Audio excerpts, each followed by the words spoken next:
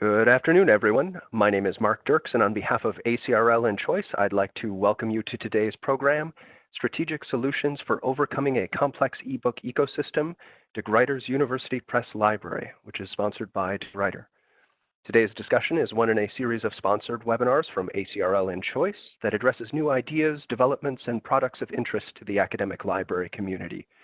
Free to users, these structured 60-minute live presentations provide the opportunity for interactive discussions of important new issues and developments in academic librarianship by librarians, vendors, authors, and other interested stakeholders. Before we get started, I'd just like to point out a few features of the webinar software. In the main area of the screen, you should be able to follow along with the presentation materials. Along the right-hand side, you may see a Q&A panel and a chat panel. If you don't, you can click the button that sort of looks like a dialog cloud on the bottom of your screen to open up that chat panel. And if you don't see the Q&A, the little three dots button will let you find that. Please use the Q&A panel to give questions for our speakers. We will take a little time at the end to address as many questions as we have time for, so please do send them in throughout. And the chat panel is how you let me know if you need any technical assistance. Please send me a message if you're having trouble with audio or video or anything like that, and I will troubleshoot that issue with you privately. Today, we're using the hashtag ACRL Choice webinars during this event, so if you have another screen handy, shout out to us. We're at choice_reviews on Twitter. Also note that we are recording today's program, and everyone who registered should receive an email with a link to the archived version. All right.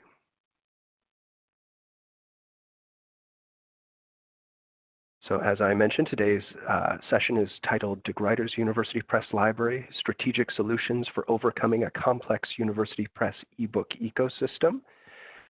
And our speakers today are David Celano. He's the Americas Sales Director for de Gruyter, and Anna Maria Ion. She's Partner Press Associate at de Gruyter, as well as Bill Maltarich, who is the Head of Collection Development at New York University's Elmer H. Bobst Library. With that, I'd like to hand things over to David for a quick look at today's agenda. Thank you, Mark. Also, big thanks to Choice as well as to everyone in the audience for joining us today. As Mark mentioned, I'm Dave Celano from de Gruyter, and I'll be kicking off this presentation. To help put the session into perspective, let's take a look at the agenda, which is broken down into the following 4 points. The flow of this session is part storytelling and part experience sharing via the first 3 parts: University Press eBook Ecosystem, Hypothesis, Experiments, and Results, and Sustainable Contribution to the UP eBook Ecosystem, and part interactive for everyone to participate in the form of a question and answer session. In terms of timing, please count on 45 minutes for the first 3 parts and 15 minutes for the Q&A. So if there aren't any pressing questions and if all is well with the audio and visual, let's get into this. University Press eBook Ecosystem. This is the first part. Throughout this session, we'll be using several keywords, acronyms, and phrases without definition, as the assumption is that many of you are already familiar. Otherwise, you probably wouldn't have signed up. However, one keyword that we think deserves a little explanation is that of ecosystem, which is defined on your screen by Investopedia. A business ecosystem is the network of organizations, including suppliers, distributors, customers, competitors, government agencies, and so on, involved in the delivery of a specific product or service through both competition and cooperation. The idea is that each entity in the ecosystem affects and is affected by the others, creating a constantly evolving relationship in which each entity must be flexible and adaptable in order to survive, as in a biological ecosystem. So what is the University Press eBook business ecosystem? Or simply put, what is the University Press eBook ecosystem? Let's have a start by looking at the next slide. Not unlike the Investopedia definition on the prior slide, the University Press ebook ecosystem includes a network of suppliers, in other words, university presses, as you can see in the left-hand column, distributors under the hosting column, and customers, aka libraries, all the way on the right-hand side. As you can see by this graphic, there's also competition, especially when it comes to authorship as well as distribution. At a first glance, a novice might describe this ecosystem as nothing special and maybe even simple. However, just like most biological and business ecosystems, the University Press ebook ecosystem is anything but. The complexity of this ecosystem is quite expansive and is made up of, as you can see here, varying types of presses through 4 tiers with their own unique mission statement. Multiple organizations and their platforms that host the UP content, as noted in the hosting column. Numerous business models and levels of digital rights management that differ from year to year, from press to press. And finally, many purchasing libraries ranging from research-intense ARLs to smaller prestigious baccalaureate institutions. Let's take a look how components of the ecosystem connect and interact with one another. We'll start with an example. The distribution landscape for a Group 2 press. These presses are heavily dependent on the utilization of hard and soft aggregators for revenue, with hard aggregators being the ones that use varying levels of DRM and soft aggregators being those with none. They also rely a lot on title-by-title purchases in models such as single-title sales and demand-driven acquisition. This final click illustrates that due to how content for Group 2 presses is made available to the marketplace, there's little acquisition difference between library types. So in other words, how an R1 collects content from a Group 2 press is the same as a baccalaureate. Complex and confusing, right?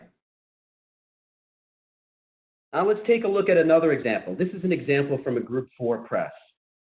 These are presses with greater than $6 million in annual revenue, the largest of any university presses. As you can see here, these presses have the same distribution landscape as Group 2 presses, but with one major twist. These presses have more commercial options because some of them own their own platform and microsites, which, keeping with the theme here, leads to more choices for libraries, more complexity. Let's flip the vantage point of the ecosystem to that of the master's library. Of course, it all depends on the institution and what their preferred acquisition pathway will be. However, as we could see here, there are numerous pathways to choose from, often leading to duplicate purchasing and not being able to purchase complete front lists from one particular platform. Taking one final look at the ecosystem, where we have presses, aka suppliers, distributors, customers, and competition, and no one simple pathway toward the purchase of complete university press frontlist content, we have quite the complex setting. It should be noted that the pathway illustrations on this slide come as a result of an advisory meeting that we held in Charleston this past fall. This meeting, which brought together librarians and university presses alike, was focused on better understanding each other's challenges. For example, libraries were worried about funding, whereas publishers were worried about sales and sustainability. One interesting statistic to share from the 23 participating libraries concerned the business models their respective libraries use for acquiring university press ebooks. More specifically, here were the results. Some surprising figures here, I have to say. Vast majority of the folks who participated stated that they were interested in purchasing this content, or their preference was to purchase in a number of different ways, actually, via single use, single title purchase, via collections, and via demand-driven models. And as a side note, and even more interesting, the collection model is quite flawed, as we'll see in the next slide. We could spend an entire afternoon and probably longer delving into the many components of the University Press ebook ecosystem. However, we're not allotted so much time during this session.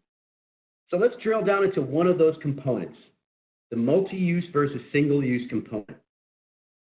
In this graphic, you'll see 3 university presses, Harvard, Princeton, and Columbia University Press. And the number of titles from the recent front list that were made available to the marketplace, AKA the University Press ebook ecosystem that we've been speaking about, in single-use and multiple-use formats. As you can see from the far right-hand column, the percentage of multi-use titles for each press and front list year varies. For example, if we look at the press on top, we see that they made 61% of their front list available in the copyright years 2014 through 2015, 29% of their front list available in the copyright years 2016 through 2017, and 36% of their front list available in the copyright year 2018. Why is this? To put simply, university presses are heavily reliant on the sales of their print titles, especially those that become course-adopted titles. As a result, they restrict titles that they think are going to become course-adopted.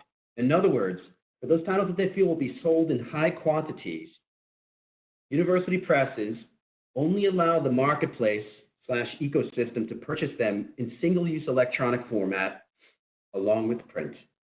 And this percentage of the front list that is made available in single-use electronic versus multi-use electronic, aka unlimited, from year to year and press to press.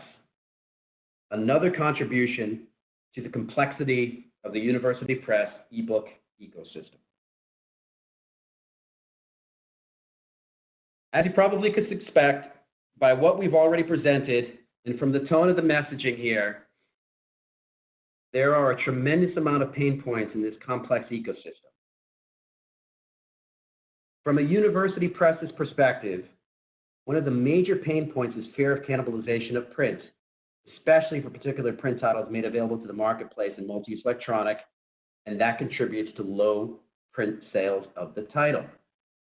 However, presses continue to experiment with books, though some would say in inconsistent ways with varying successes and many pain points as outlined in this slide that you have in front of you.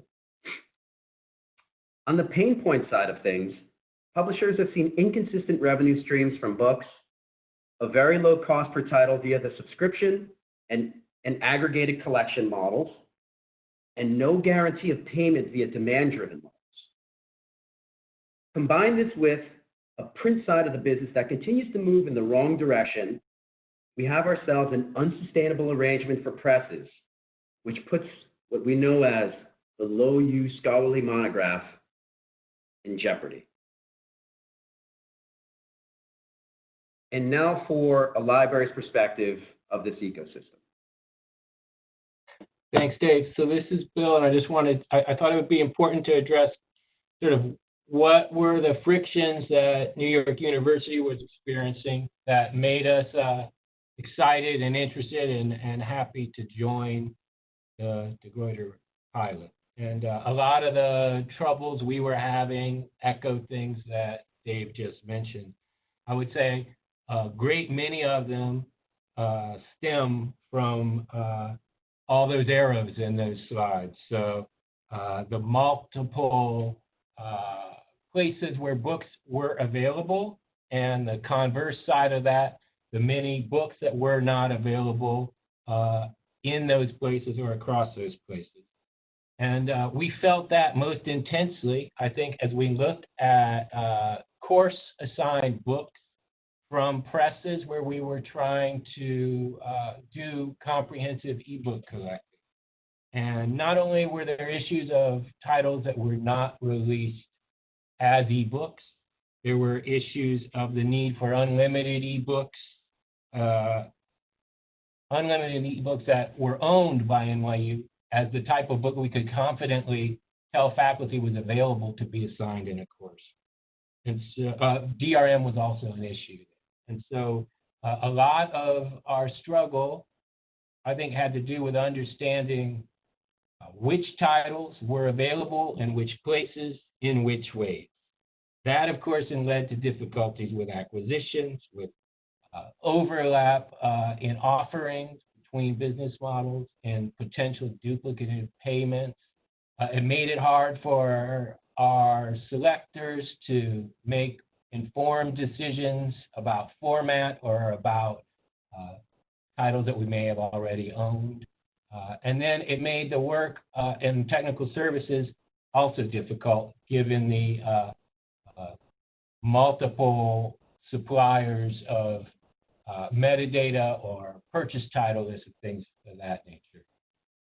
The other things we were really concerned about here were things I've categorized here as sustainability. So we recognized that the ecosystem for ebooks, university presses in particular, involve low-use books that we knew were important to our researchers, whether they were authors or consumers of that research. We wanted to consider how we supported that environment. We also wanted to have a sustainable economic model where we knew we could provide e-books across our global university and to folks studying online. And we also wanted to have we were concerned, as so many people are, about cost containment and understanding and having predictability about the cost of purchasing the ebook. And so I think clearly we were struggling, and the university press books were particularly complicated for us. Give it back to you, Dan. Thanks, Bill. We'll now be moving to the second part of our session, hypothesis, experiment, and results. A few years back, Gruyter, through an experience of our own with the University Press ebook ecosystem, developed an hypothesis that we were interested in testing out. More specifically, this hypothesis was as follows. If the complete ebook front list for a select group of university presses were to be made available in multi-use, aka unlimited electronic format, on one platform with no digital rights management to a select group of purchasing libraries, the stated pain points could be overcome in a manner that's sustainable for both participating university presses and libraries alike. In other words, at the time, we thought that there could be a sustainable balance or sweet spot, really, where university presses could continue to sell their print books while also simplifying the ecosystem by offering their complete front list in multi-use / unlimited electronic format on one platform with no digital rights management. To test out this hypothesis, we needed some subjects. So along with lyricists, as you'll see in the bottom of this graph here, we were able to gain participation commitment from 3 prestigious North American university presses. On the left-hand side, you'll see Harvard University Press, Princeton University Press, and Columbia University Press, and 10 libraries. Well, actually 14 libraries if you count, for example, we've got here Colby, Bates, and Bowdoin under one logo, which are all summarized on the right-hand side of this slide. You can see the diversity in the library types, which range from doctoral R1 and R2 according to Carnegie classification, down to baccalaureate institutions. As you could imagine, from some of the ecosystem slides that were presented earlier, this diversity was very important for our experiment. So what exactly was the setup of the experiment? In summary, 3 noted presses would make their complete front list available in multi-use electronic format with no DRM and perpetual rights on the Gruyter platform to the 14 participating and purchasing libraries. In an effort to mimic course adoption in an electronic environment, there was one twist on this business model, a multiplier that charged the respective school an additional price for a book that was used a certain amount of times during what we called a pilot. This threshold was calculated by taking the number of chapters in that particular book and multiplying that by 3.5. For example, if a book had 10 chapters, then the threshold would be 35. In other words, if that book got downloaded 35 times or more throughout the pilot, then that particular library would need to pay the lowest prevailing print price for an average book from that respective press. In addition to mimicking course adoption in an electronic environment, this multiplier was also designed as a safety net for the presses and if our hypothesis was incorrect. In other words, if the pilot model actually led to expedient print cannibalization, then at least those presses could make up for some of that lost revenue via this multiplier. The pilot was originally intended to run for 3 calendar years with 4 copyright years of content, with the 3 calendar years being 2015 through 2017, and the 4 copyright years of content being 2014 through 2017. However, there were a couple of things that happened along the way. Those things were, one, the presses required a little bit more data, which required us to bring on board more schools, which we did. According to my last count at the end of 2019, we had about 35 libraries participating. And number two, more presses outside of the original 3 that I showed on the prior slide were interested in joining the pilot, which we selectively allowed in, bringing the number of presses that participated in the pilot up to 8 throughout the year 2019. It should be noted that although we brought on board more libraries and presses and extended the pilot through the end of 2019, that the results from the pilot that are summarized in the following slides only account for the 3 original presses and 14 original purchasing libraries, /10.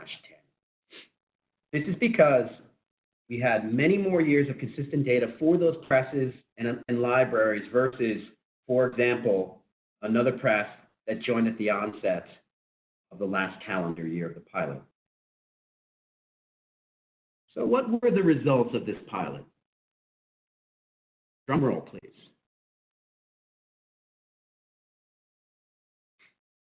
Here are the results.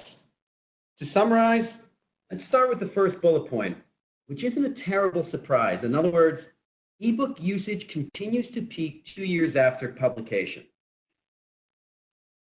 I say that this isn't a terrible surprise since there's already been lots written about usage of humanities and social sciences content and how it's highly used numbers of years after publication.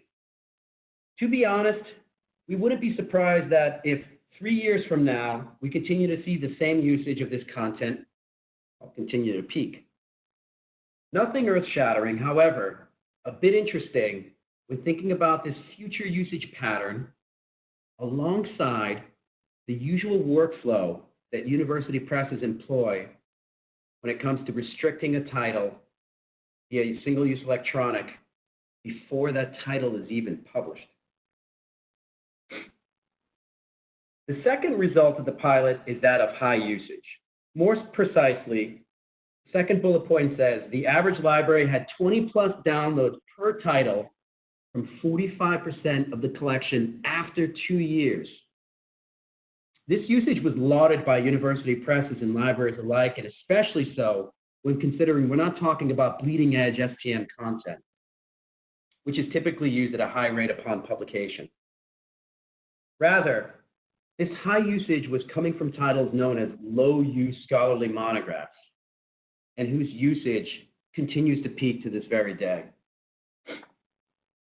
The last few bullet points results hit home quite firmly for all that participated, as well as for us here at the Gruyter. More specifically, we found that usage and adoption rates are marginally the same for single-use titles and multi-use titles. When considering simple usage, although all titles in the pilot were made available in multi-use / unlimited electronic access, aka MUPO, we were still able to tell which ones were MUPO versus SUPO outside of the pilot. And upon comparing the usage from both groups, we were interested to find out that SUPO titles were only 10% more likely to be used than MUPO titles. So why is this interesting? Well, let's think about this from the perspective of why presses designate titles MUPO versus SUPO to begin with.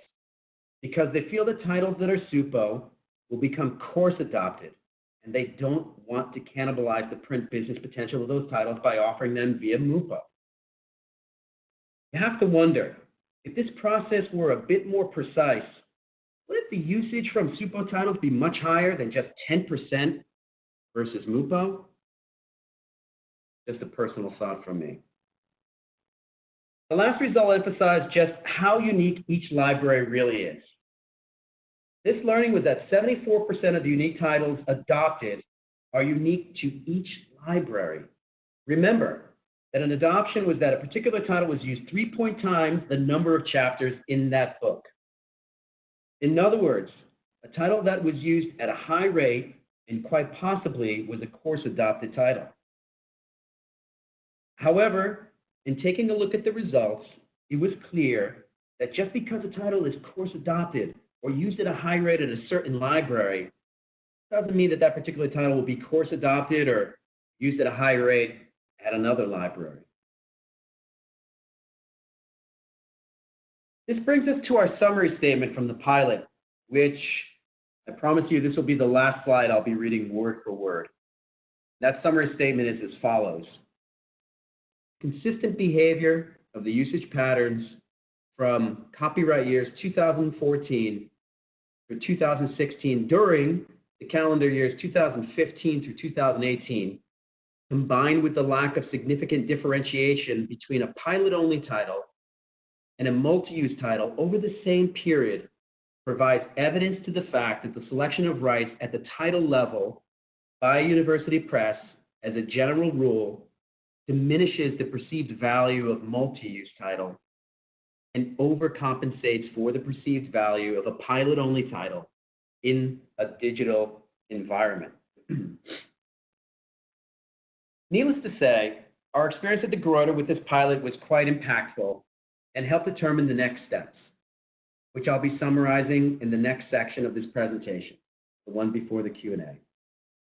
However, before we get to that, some insight from the participating university presses and from Bill at NYU. First, university press pilot experience. On the university press side of things, all of the pain points that I referenced early in this presentation were addressed. There were, as a result of the pilot, no evidence of print cannibalization, a huge fear and pain point on the university press side of things. This business model served as a sustainable and new revenue stream for the presses that participated. And of course, as a result of this pilot, the libraries showed fantastic support for the presses and their ever so important low-use scholarly monographs. In addition, the multiplier that was used to mimic course adoption certainly provided nice insight, especially on the publishing side of things. And now for a library's perspective. Bill? Thanks again.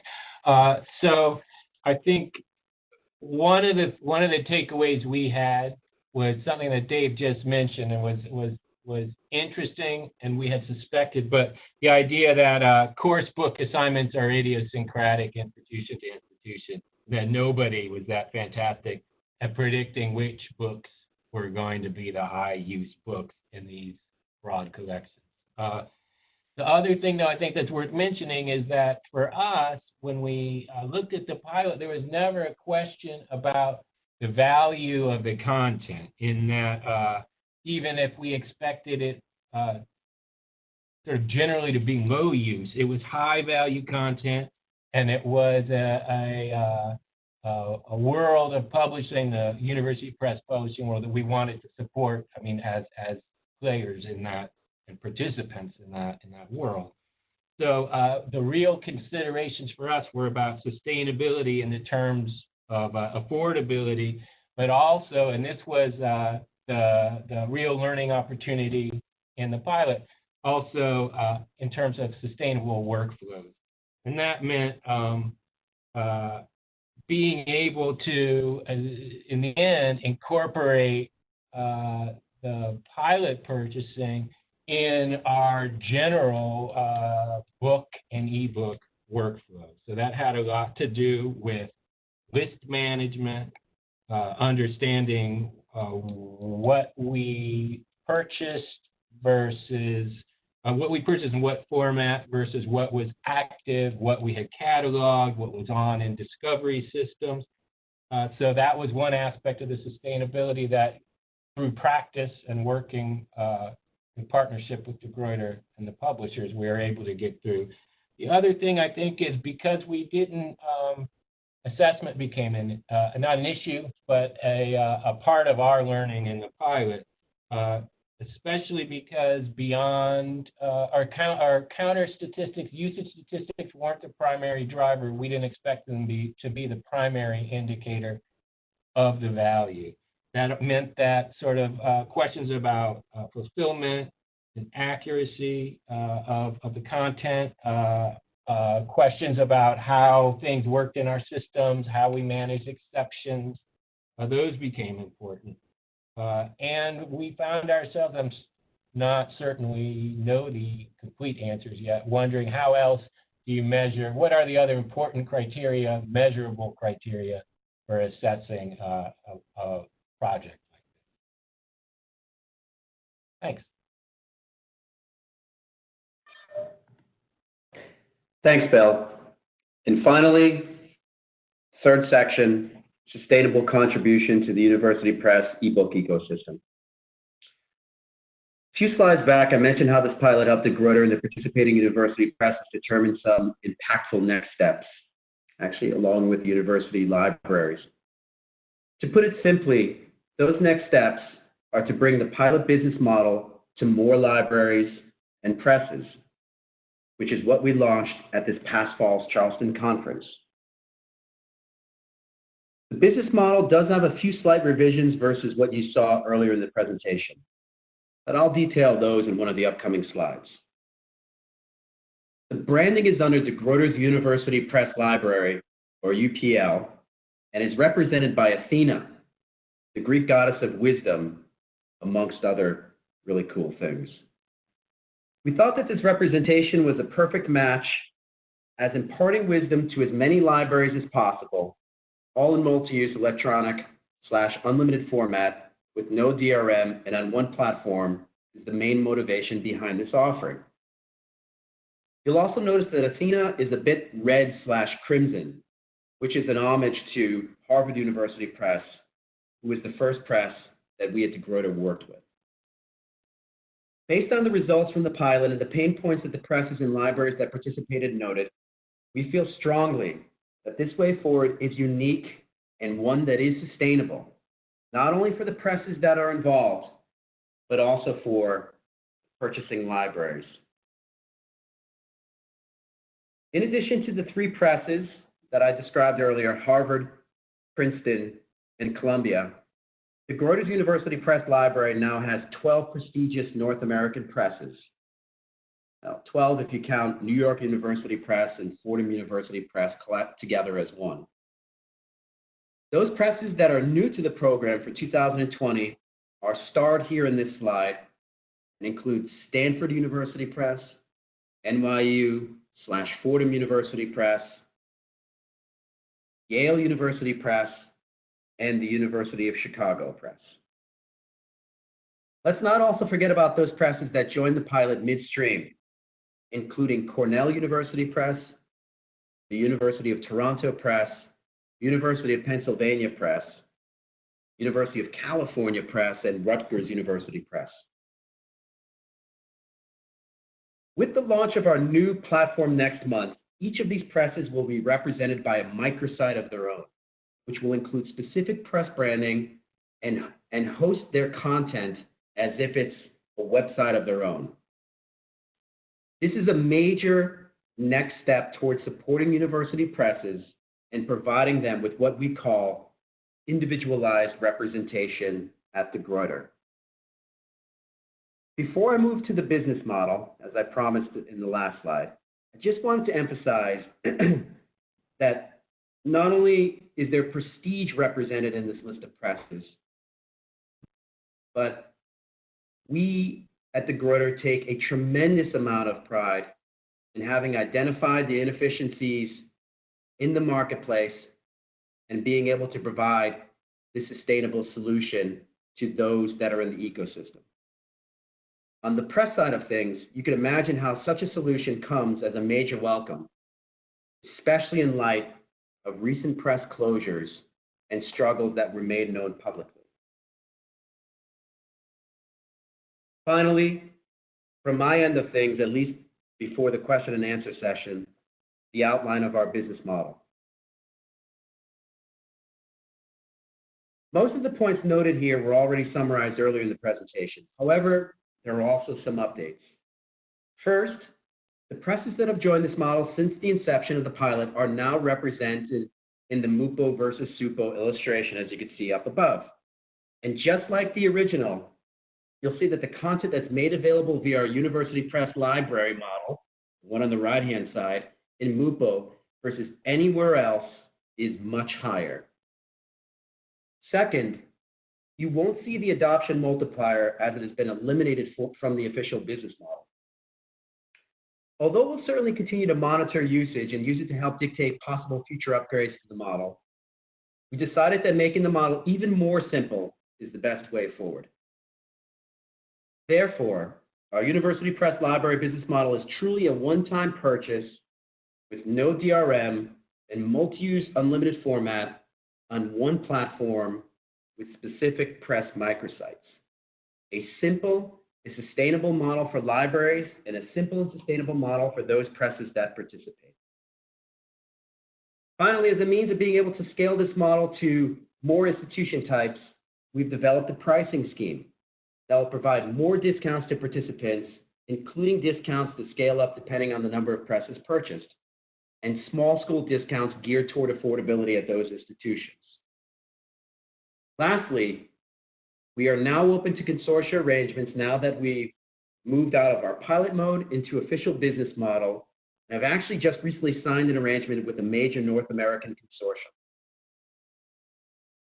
In the next slide, Anna will be talking about the service standards that set our University Press library apart from the pack and truly gives libraries the ability to get it and forget it and focus on other things when it comes to the university ebook acquisition ecosystem. Anna? Thanks, Dave.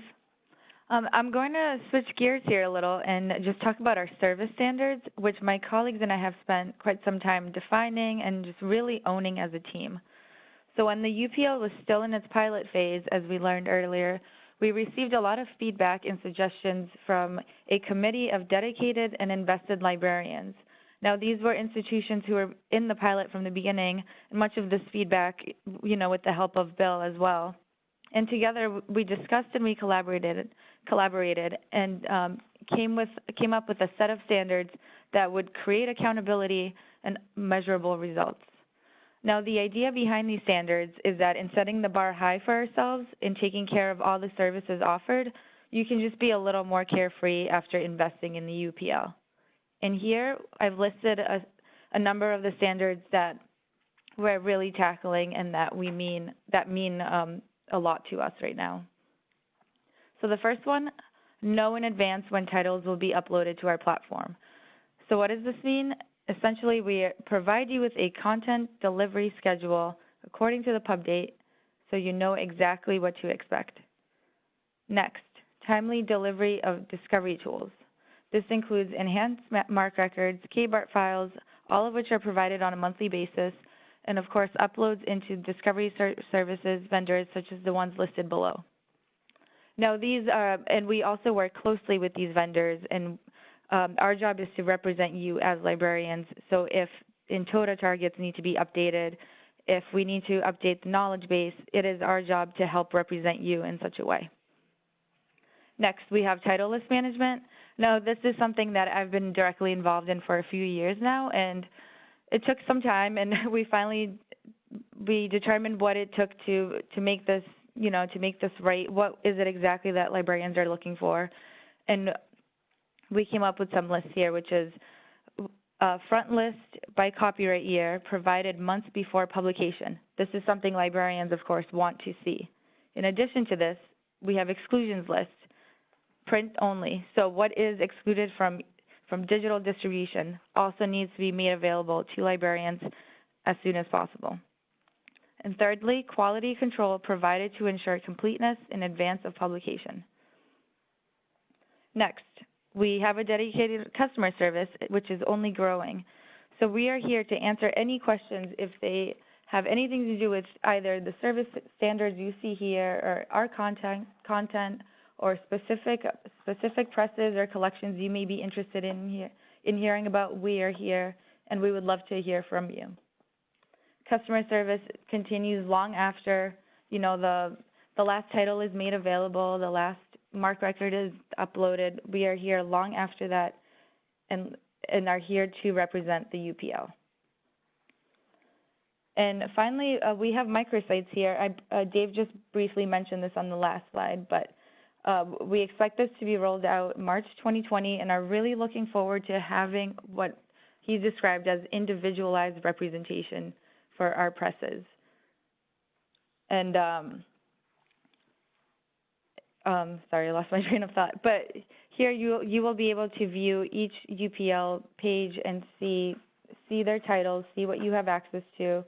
And we just expect that this will be a great addition to the UPL and are really looking forward to it. And just to emphasize, all of these points listed here, they all focus on individualized representation for our standards. And with that, I'm going to hand it over to Bill. Thank you, everyone. Thanks, Anna. And I just want to second the notion that having these explicit service standards is, I think, really important because given the complexity of the environment, I don't know that everything generally always runs on rails, right? But I think having explicit goals that everyone can share is the key first step in that. The other thing is I want to say that, the invigorating part about this pilot and this new model has been seeing the willingness and ability of libraries, of presses, and to Gruyter vendors to experiment. And so sort of in the spirit of enough is never enough, I've compiled just some of the things that I think NYU has been trying to pursue, some of our wish list of further experimentation.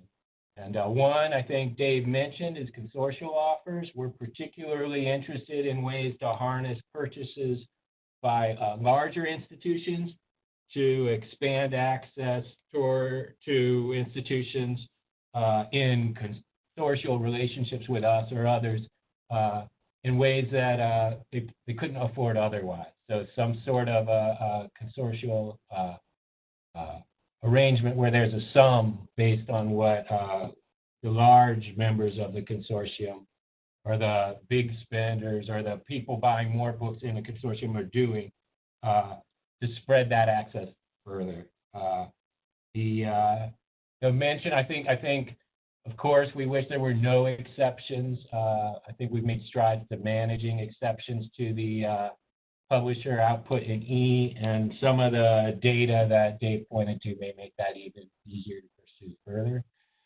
We're really interested in ILL rights for full ebooks. I think that in my mind, we're trying to separate licensing the right and then the technical capabilities to loan those books. There are some ways to do that now, so that's an important thing. I also think that the connection between our ebook purchasing and print is something that we want to make closer in these sorts of arrangements, whether through the idea of deeply discounted print associated with ebooks we buy, or the ability to do some sort of print on demand. And finally, we've been looking closely at, along with some partners, including like Columbia and others, at the Simply e-reader, and how might we be able to use something like OPDS feeds or other sort of programmatic access to ebooks and metadata to incorporate content in our workflows and in unique readers in ways we aren't able to right now. So that's sort of some further steps or some new ideas or some wish list items that I think we have here. So thank you.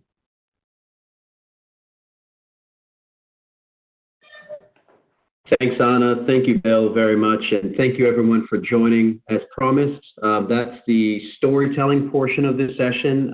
We'll be moving on to the question and answer portion. And I believe, Mark, this is a part of our session that will be coordinated by you. So I'll hand the mic over.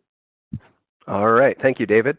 This is Mark Dirks from ACRL and Choice. We have some time here, it looks like, right at the end for a few questions. So I would encourage folks, if you do have questions for either David or Bill or Anna, please drop those into the Q&A module, and we will get to as many as we have time for. All right, so we've got a few in the hopper already. We had a question that came in a little while ago from Martha, who asked, how will this work with the university presses that are in JSTOR ebooks? And David, would you mind speaking to that a little bit? Sure. Well, in one of the earlier slides here, I'm just going to scroll back. There are a number of presses that are on JSTOR, provide their content on JSTOR that we also partner up with. For those presses, we will be providing their complete front lists via the Gruyter platform. In one of the other prior slides, you'll see right here, actually, that although we are moving from an ecosystem where there is a lot of content that's not available in multi-use to an ecosystem where the vast majority of the content is available in multi-use on the Gruyter platform, thought that I would say that there are actually three very small exceptions here. The first exception, and those exceptions are for University of Toronto Press, Princeton University Press, and the University of Chicago Press, with around a dozen or less titles from each of those presses, two of which have got huge front lists, not a part of this model. However, again, it is certainly a huge difference between what is made available on any other platform that's out there. One more thing that I will say here is that at the Gruyter, we always say that a duplicate revenue stream is not something that we want to involve ourselves in. So if you are a school that may have purchased some of the university press content from one of the presses that's on JSTOR in multi-use electronic format, and if you are interested in a collection with us, we're not going to charge you twice for that collection. We'll ask you which titles that you have, and then we will discount that collection so that you are not charged twice. But we will also provide dual access to those particular titles on the Gruyter platform. I hope that answers your question. Great. Yeah, I think that does. Let me look through our questions here. And see what else we've got. All right. So we've got here a question for David, it looks like. What are the requirements if we've already subscribed to a previous model, but you wish to purchase this now? And this may relate to what you were just talking about, but we'll see if that's the case. Are libraries subject to duplicate fees? It sounds to me, based on what you just said, that no, they're not. Yeah, that is correct. It's a very similar question, and again, there is some content that is available on our platform that is available elsewhere. However, what to keep in mind here is that we are offering a lot more that's not available elsewhere in multi-use electronic, and we're also not charging twice for what you may have purchased elsewhere. We've got a team on our end that is really good at analyzing title lists and what may have been purchased, and we'll be able to work out a price that would only charge for the content that was not purchased elsewhere. Right. So this question notes that you mentioned earlier that there are discounts for small schools. What do those look like? Can you talk about how much of a discount there is there, or Sure. structure? Yeah. Mm-hmm. Well, so throughout the pilot, we started with 3 university presses. So it was quite simple, so to speak, to create the pricing for the libraries that participated. We typically had one price for a library, with the exception being those smaller schools that came on board as one. We treated them as one institution. However, now that we've moved from pilot to official business model, we've got a few more transparent discounts that come into play. So those transparent discounts are as follows. Number 1, we have overall collection discounts, knowing fully well that complete frontlist collections aren't for everyone. They're certainly for many libraries, but they're not for everyone. So as a result, we apply collection discounts just in case we're able to, move those libraries who say, hey, look, complete front lists aren't for us, but we might be able to do it at a really good price, and hopefully have convinced some folks to convince them to go in that direction. On top of the collection discounts, we offer multi-press purchases. So if a library were to purchase the front list from 5 presses, there's an additional discount, et cetera, et cetera. And then we've got discounting that's based on Carnegie classification.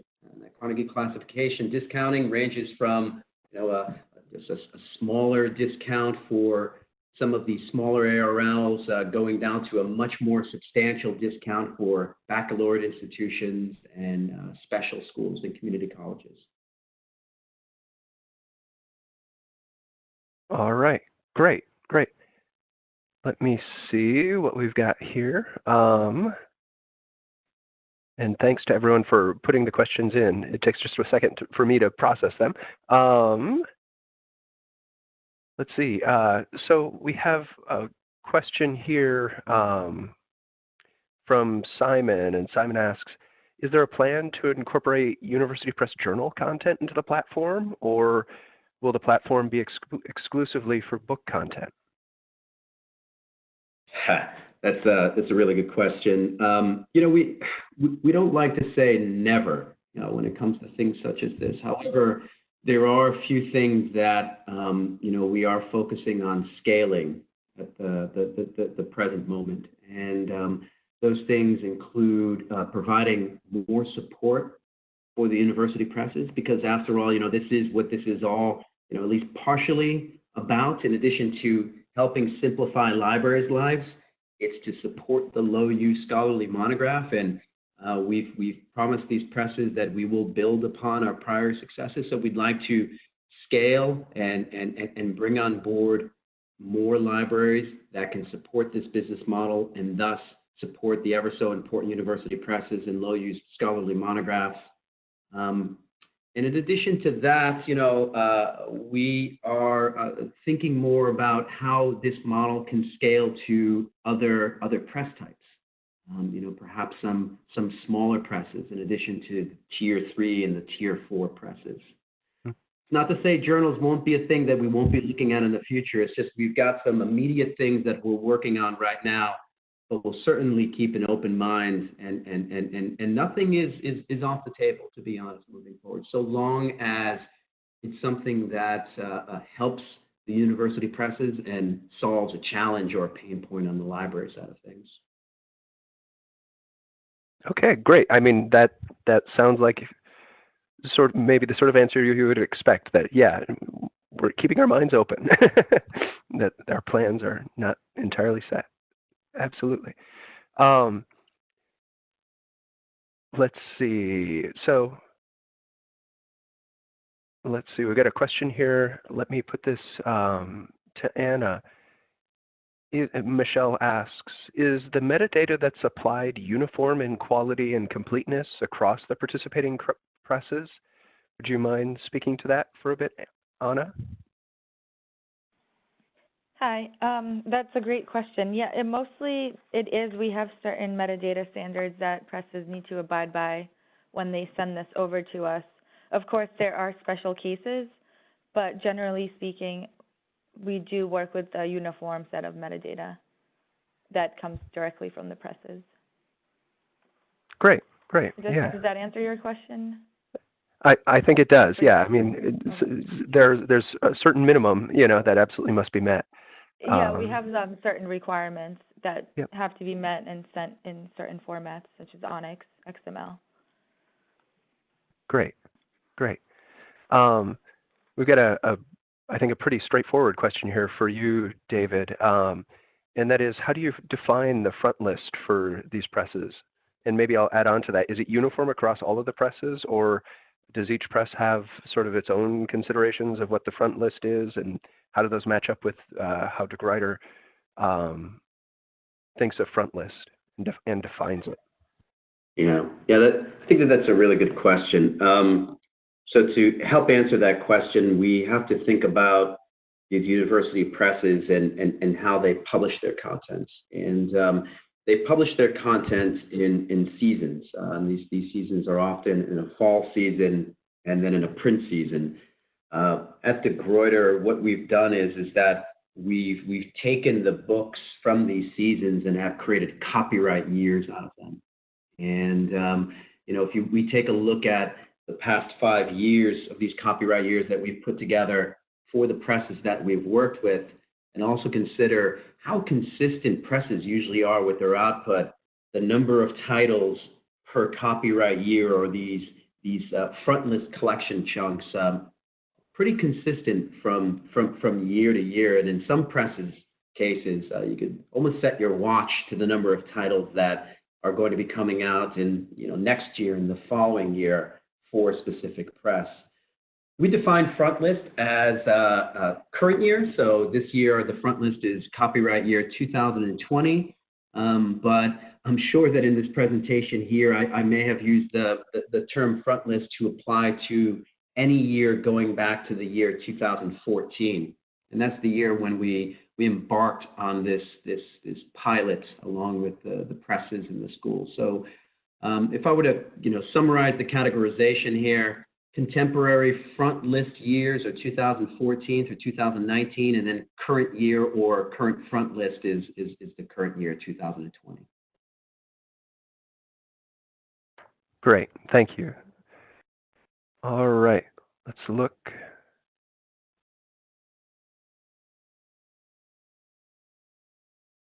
And we have a question here from Kathy that asks simply, we currently have a pretty large number of titles from Harvard. Can we move to having all of Harvard's ebook content in this model? And would there be a discount? And I want to throw that to David, but I also would ask Bill, in working in this model, do you have any experience with that, with working with, sort of the existing collection, and what has that been like? Sure. Yeah, no, I'll happily answer that. And I mean, NYU buys a lot of ebooks. And so when we started to look at these pilot presses, that complicated environment was really a part of what we were dealing with. We had purchased titles from these presses through numerous channels, right? And very much, as Dave has been saying, the process involved de Gruyter doing some matching with the titles that we purchased and acknowledgement of that payment when it came time to talk about what things cost. So yeah, it was a relatively compared to other things, painless process. Yeah, Mark, the only thing that I could say there is that it's in line with what I answered in the first two questions, and that is, we have a model here where we're providing the most titles in multi-use for the most presses on one platform with no DRM, and a big part of what we're doing here is in the spirit of helping these presses and supporting the low-use scholarly monographs. So if there are folks that are on the line who have a current method of purchasing and don't want to buy the same thing twice, hopefully my email address will be distributed after this session here. Feel free to reach out to me, and I'd be happy to speak with you further. Great. All right. Well, we are coming to the end of our time today, so I'll keep my eyes out for any last questions there as they come through. And before we sign off, I would just give folks a last second there to finish filling in that poll. So if you hadn't noticed it until now, we do have a final couple of poll questions that will come to you.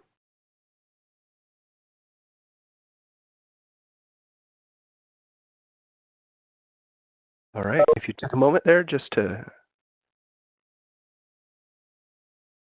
give us a quick response to that poll, we'd appreciate it.